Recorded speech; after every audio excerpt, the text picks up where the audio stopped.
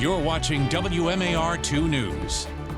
Thanks for joining us. I'm Kelly Soup, and here's a look at some of our top stories. Today marks an historic moment for America and the world. Earlier today, the first American Pope greeted a crowd of thousands at the Vatican after his election. WMAR 2 News spoke to Archbishop William Lori here in Baltimore at a Mass of Thanksgiving.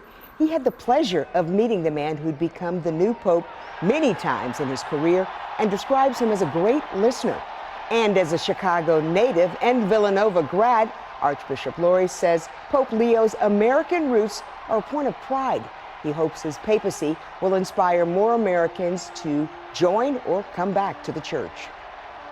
Well, a prominent Baltimore businessman is entering the race for Maryland governor. Ed Hale, who grew up in East Baltimore, owns the Baltimore Blast and is a longtime city banker. He says he plans to make it official in the coming weeks. Hale recently decided against moving to New Hampshire to stay in Maryland and pursue the governorship. The Democrat says he's concerned about the state's economic development and wants to make Maryland more competitive with neighboring states. I'm all in for Maryland. I'm not going to be running for president. I'm not going to be running for anything else. I'm here, and I'm not going to leave, and I'll give it everything I have. And I have a track record. If elected, Hale says he would focus on making Maryland more business-friendly, reforming juvenile justice, and addressing budget shortfalls without raising taxes. He plans to file his campaign paperwork within the next 2 weeks. Baltimore City is asking you to cut down on the amount of water you use. Amid reservoir levels cause it a critical low. Take a close look here. If you live in the area in blue, you're under a voluntary water restriction. The city says that Liberty Reservoir is at its lowest point in nearly 20 years. It is west of Baltimore City.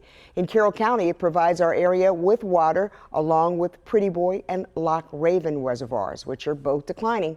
The city is asking you to postpone watering your lawn or garden, running only full loads in the washer, and turning off the tap while brushing your teeth. If you have a private well, the city advises you to consult your local government for any relevant guidance. A lot of that having to do with the lack of rain that we've had, but we're making up for it a bit. A long way to go, but this active pattern's been doing us some favors.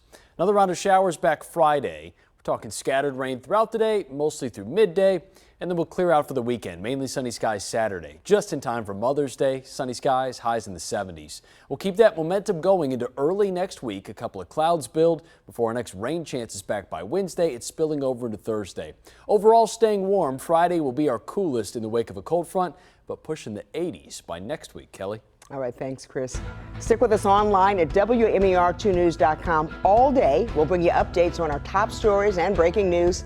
And for news and weather while you're on the go, download the WMAR 2 News app. You can find it in your phone's app store.